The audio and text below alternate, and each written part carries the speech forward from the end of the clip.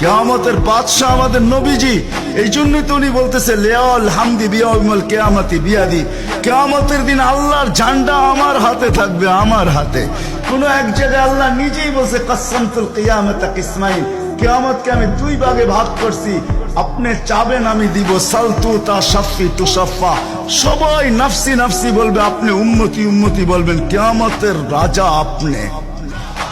আল্লাহ রসুল আরেক জায়গায় বলছেন যে কিয়ামতের দিন সবাই চুপ থাকবে, আনা খাতিবুহুম, আমি ওই দিন বলবো। কেমন রসুল, যার চাওয়া ছাড়া আল্লাহ নাইমা আসবে না। শাফাআতে কুবরার মতলবই এটা, যে উনি যতক্ষণ পর্যন্ত না চাবে আল্লাহ আসবে না।